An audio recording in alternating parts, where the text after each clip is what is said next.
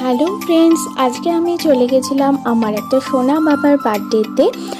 সে হলো আমার মেয়ের স্কুল ফ্রেন্ড রেহান্সের বার্থডে। তো সেটা সেলিব্রেট হয়েছিল নাগের বাজারের লাভ ইউ ক্যাফেতে।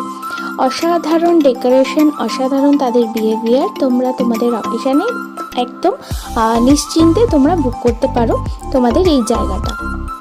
এটা হচ্ছে গেটের ঠিক আগের এন্ট্রেন্স ডেকোরেশনটা অসাধারণ। আর দেখতেই পাচ্ছ তোমরা। আর এটা এন্ট্রেন্স দিয়ে ঢুকে ভেতরের ডেকোরেশনটা শুধু দেখো, খুব সুন্দর, খুব সুন্দর। এখানে তোমরা নানান রকম ফটোশ্যুট করতে পারবে। আর এটা হচ্ছে ট্রেন্ডিংয়ে যাচ্ছে, তোমরা সবাই জানো।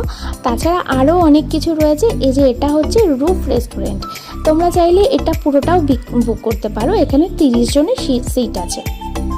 আর আমরা এখানে খুব সুন্দরভাবে, ওরা বলার পরে খুব সুন্দর ডেকোরেশন করে রেখেছিল। এখানে অসাধারণভাবে কেক কাটিং হয়েছিল আর অসাধারণ সব কিছুই খুব সুন্দর ছিল। আর তানিয়া খুব সুন্দর জায়গা বেছেছে, খুব সুন্দর, মানে রেস্টুরেন্টটা আমাদেরকে এত সুন্দরভাবে সেলিব্রেশন করেছে জায়গাটা, আমাদের কথা চিন্তা করে সব কিছু। থ্যাংক ইউ তানিয়াকে। তো সবার কথা চিন্তা করে সব খুব সুন্দরভাবে করেছে। তো তোমরা চাইলে অবশ্যই জায়গাটা করতে পারো। তো আমাদের ফার্স্টেই ছিল বেবিকর্ন, চিলি বেবিকর্ন। তারপরে ছিল চিকেন মাঞ্চুরিয়ান, আর ছিল ফিশের একটা আইটেম। এটা অনলি ফর বেবিদের জন্য, কোনো এটার মধ্যে ঝাল ছিল না।